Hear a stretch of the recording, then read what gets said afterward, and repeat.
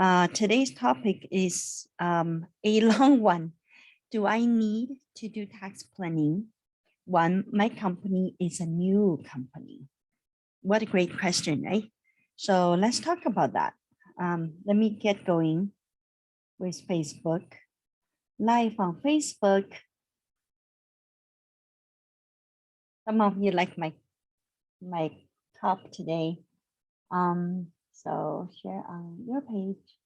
We're going to share it on Community CPA's page, and we will go live as soon as we hit 3:00 p.m. Welcome to my webinar. I see you coming in, and welcome. I always have quite a good crowd in the webinars because these are really very useful webinars. All right, so now is going to stream. We got it. Now it's on Facebook Live. So let me close out. Set up your webinar. Done. Okay. Close this. Let's get going. Let's get going.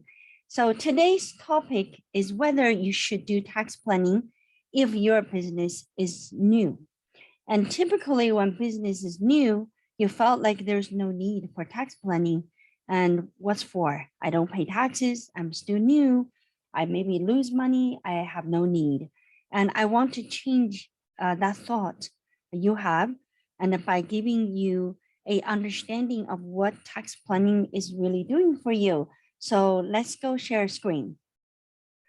And no responsibility disclaimer, which is just to say that, you know, what we teach and what we say here meant to be a reference for you. So make sure that you retain professionals to help you. At the same time, have a good idea of what question to ask. Now, let's get going. Start a business. Obviously, the first thing and you do is you know why you start business because you had a business idea and you want to carry it out. So it could be that I'm going to do a restaurant, could be that I'm going to do a job agency because I am so good at people. I can get people to work with other businesses because the other business owner is going to pay me more, right? So you had an idea, so you know what type of business operation you're running. But two more questions, I really want you to think harder. So when you know what type of business you are running, ask yourself, what is the best accounting method for my industry? Let's say if you open up a dental office and, you know, dentist and open up a dental office, and what is the best accounting method for you? And if you open up a grocery store or a retail outlet, what is the best accounting method for you? So accounting method for different industry, just like if you are a stock trader, you got a trading company going on, what is the accounting method for you, right? So accounting method that we know really well, a cash method, accrual method, mark to market is another accounting method. There's so many accounting method that you can choose from to make it fit your industry. So generally, really generally speaking, if you are running a retail store and you are, you know, your cashier machine is getting paid by customer who bought your product, but you are ordering product from, you know, from other places, and then, you know, your accounting method, maybe in my opinion, and it would be accrual method, that would be the best. Why do I say that? Because you don't really need to accrue income because your income only comes in when you got it, because you have a cash register, people come in to pay, that's what your income is. But your expenses, you can accrue because you already placed the order and, you know, you already spent it. Let's say in December 31st, and you placed the order, you're already selling the product because you have a 30-day pay, net pay, you know, agreement with your vendor, then you didn't pay them yet. But if you are in accrual, you can deduct it. But if you're in cash method, you can't because you haven't really paid it yet, right? See, accounting method does something to you based on your business industry. So as a new company, why are you not doing planning? because tax planning is all about that. Tax planning would decide will help you how to run your new company. See, that's number one tips that we're giving out. And the other thing is the calendar year versus fiscal year. When you have a business, maybe your business is highly seasonal. Say your business is busy in December. Okay, after December, you're done. Your whole year is done, right? So you start a new business. Do you want to start in January and wait until December? As soon as you made income, and there you go, you're gonna pay highest taxes at the end of December because that's the month you made the most of the money, right? You made all your money in the year, but you actually have it cut off on December. So maybe your business calendar year should not be January to December, and it should actually be November 1st to October 30th or 31st, or you make it December 1st to November 30th, right? So those are the ones you consider. So that's why when you have a new company, yes, you want to consider whether your company cycle of sales that would work with your calendar year. And how's the ownership structure? That's another planning thing.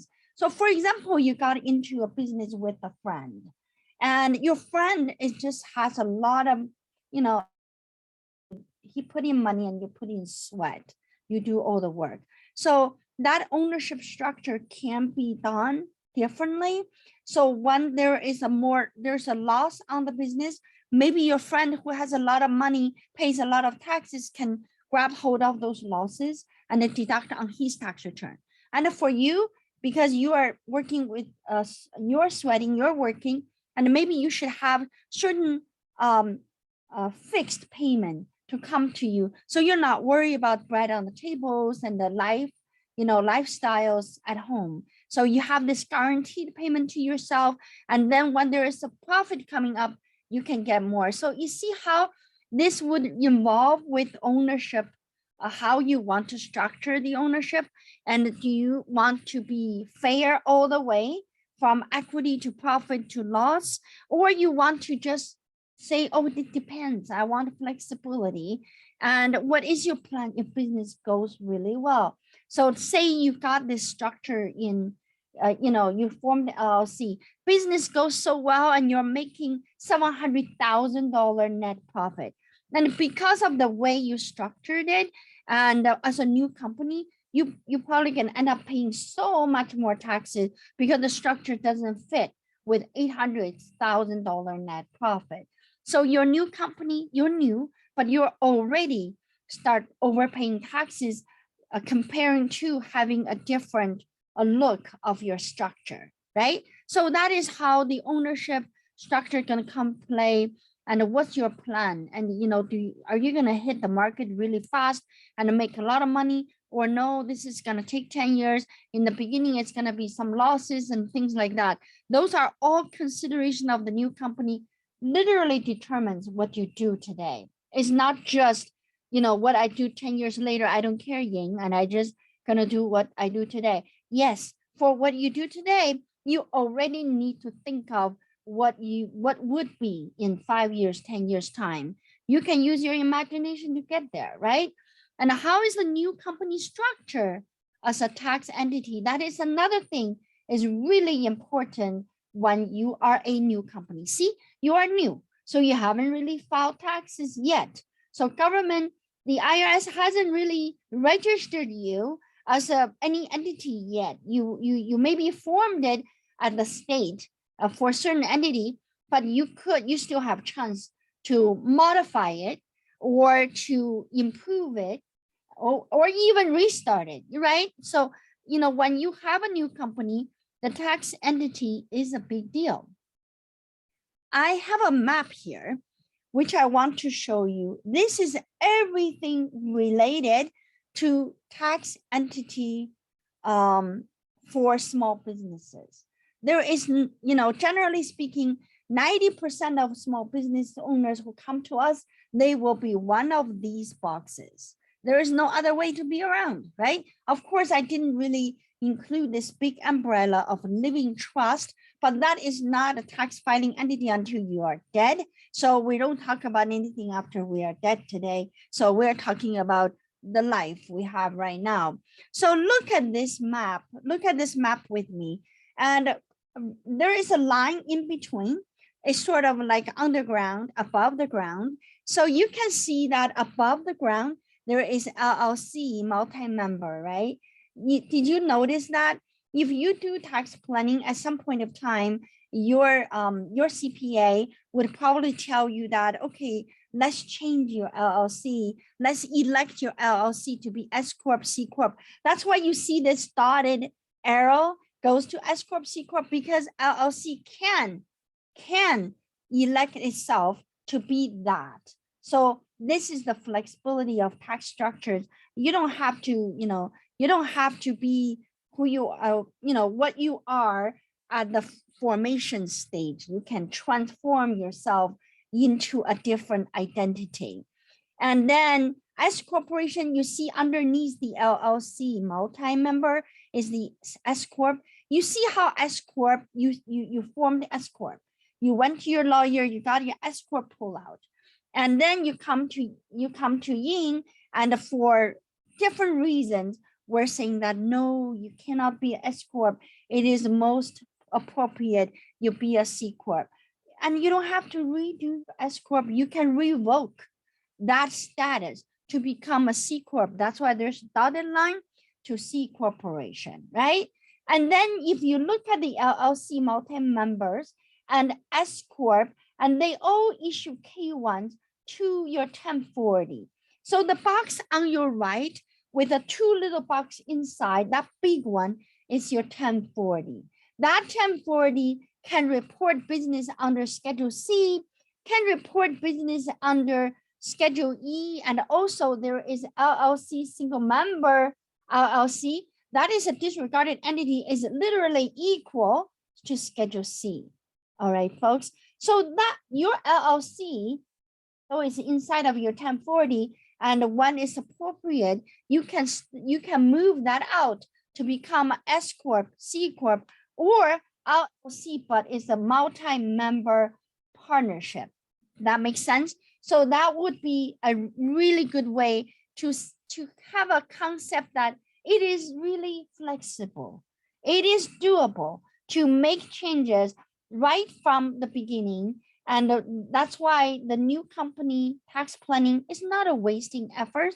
It is something that can really improve your quality of life in the business. And underneath that line in the basement, and what we see is C Corp and nonprofit. You see how C Corp and nonprofit, they don't really go, they don't issue K1s to 1040, right? So the only thing from C Corp can go to 1040, can go up to the ground level. It is the W-2 that C Corporation issued to you, and also 1099 dividend if you are a shareholder that was giving out to you. So that C Corp itself can elect to be S Corp if they want to come out of the basement, right? Nonprofit is the same thing. The only way for nonprofit to impact your 1040 if it is nonprofit issue a W-2 to you, right? But of course you can impact the nonprofit going down in the basement because you can donate. You can donate, then reduce your tax burden, but money goes to nonprofits. This is kind of like a big traffic map for you to realize that, oh, I can work with this. I can work with this upstairs, downstairs, and making sure that my business fit into one of these boxes at the right time. You do change, because I always said to my client that if you have a business under Schedule C is making more than $20,000 profit, 20,000, not a lot, and you probably already should move out of 1040 to become what? To become a LLC. If you are a single member, we can become S Corp, C Corp, and LLC multi-member. So you need to come out of the 1040 box. So that would be That would be what we would recommend you when you have $20,000 profit under Schedule C, time to move, right? But if you have $250,000 distribution coming out of S Corp to you yourself, it is time to upgrade yourself to another entity, which we recommend C Corp.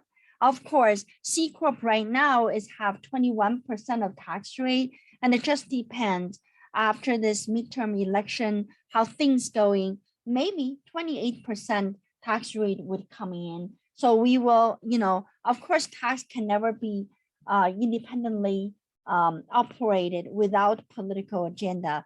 But when political agenda get implemented into taxes, it is really your tax advisor's job to be flexible, to know how, where and how and when to move your business. So when you are new, you need to be even more sensitive to that than other people. And even though you are new, you should still do tax planning, because the business losses equals to bank deposit. That's aggressive statement. That is so aggressive, but I just want to leave a extreme impression in your mind, because I don't want you to think that when you are in business, you lost money, you lost money. If you are in business, you lost money, you definitely can offset your tax burden. For example, if you have a C corporation of your own, and after several years you lost it, and you still owe a lot of money personally to the lenders because of your business endeavor, and so you have a loss, right? So that loss, I will tell you, 99% of time when we meet clients, they just lost their business, or they had lost their business before. That loss should be captured under your 1040 to reduce your regular income, and it wasn't done because people are not connecting the business loss to tax saving. But business loss, yes, tax saving. Business loss to the extreme, it is actually your bank deposit. That is how important that is. So don't say that, oh, my business is new, so I don't need to file tax return because I don't owe any taxes.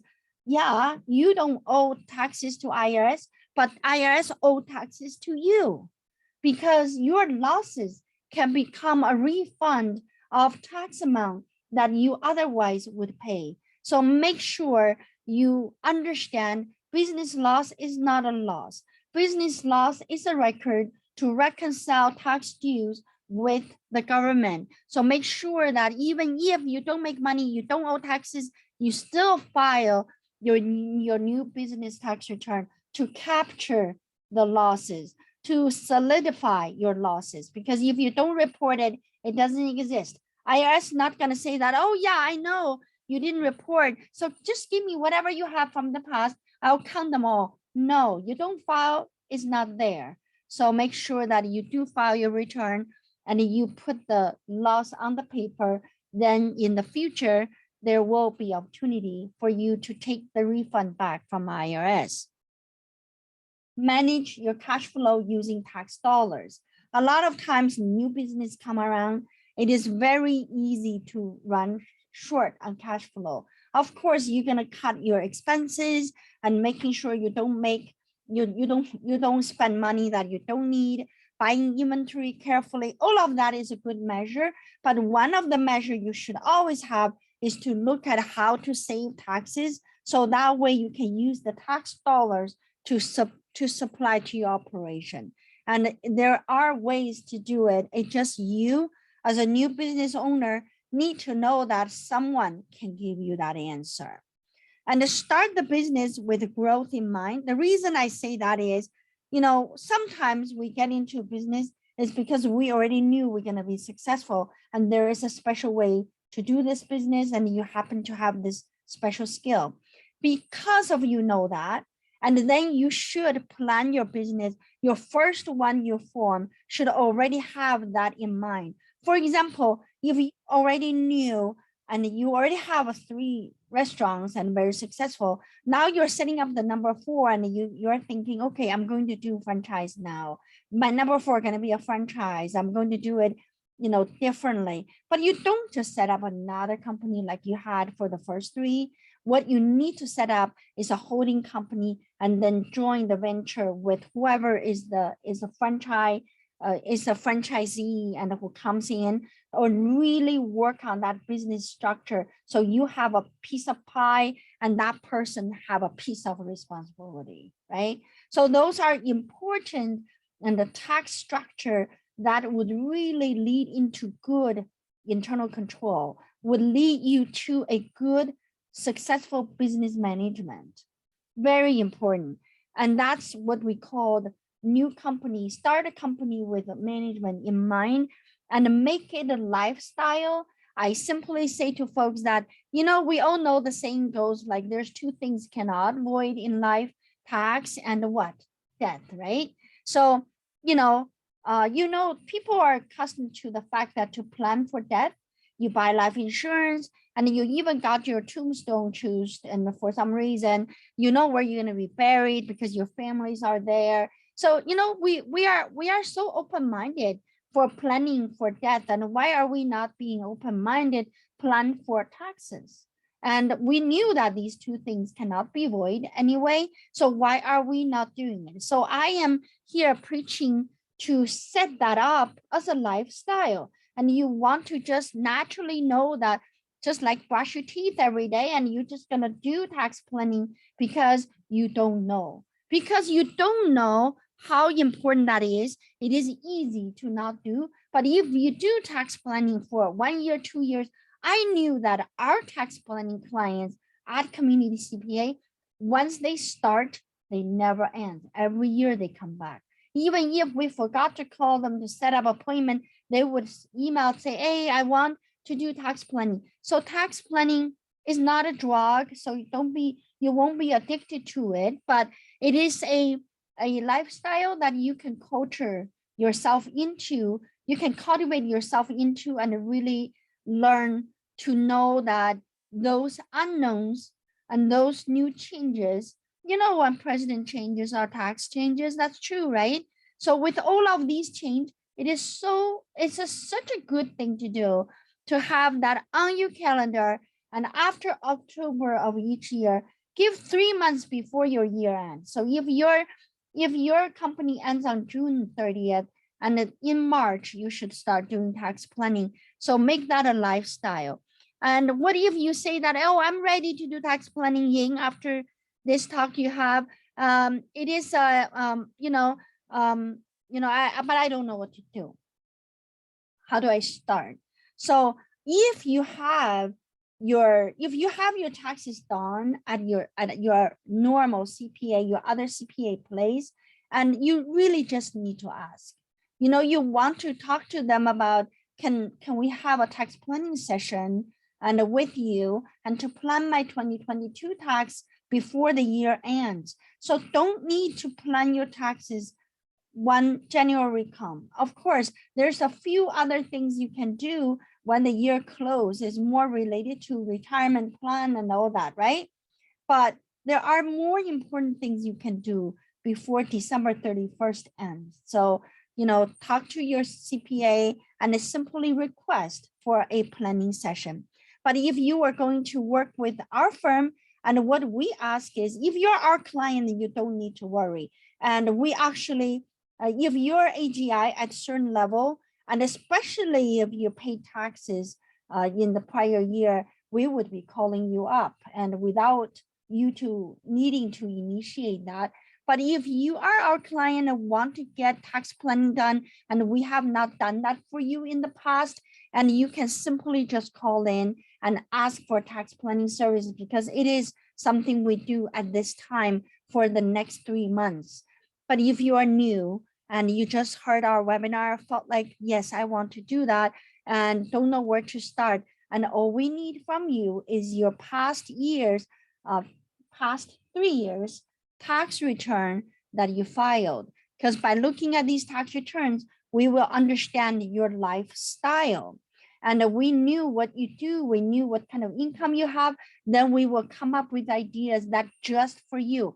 Our tax planning is not a formula. Our tax planning is a individual customized approach, but based on our very broad knowledge that we accumulated over 25 years of practice, right? And you can contact us to ask for the planning session. All right, that is really our this afternoon. I think I give you some pretty solid reason and why the tax planning, even for people, you know, just getting into the business and haven't really made money yet, but it's still important to get the planning done. So if you are convinced with what we said here, and tell your friend and send us information to your friend, let them know that they should do that. It is still time to do that. And on Saturday, we will again meet. It's my session, folks, remember? And on this Saturday, and it is planning Social Security benefit with your business. Isn't that interesting? You know, a lot of people asking for Social Security benefit. Do you know that our Social Security benefit is doing really good right now? And it's not going to go bankruptcy, okay? And I know there's rumors before pandemic was saying that by the time we retire, there's no more Social Security. It will be there. It will be there. And but we do want to know, do want to teach you what to do to plan your Social Security benefit using your business, which is important topic to talk about. I will talk to you again. And thank you for joining me. I see all of you. I appreciate it. And we'll be talking again. Okay. Bye-bye.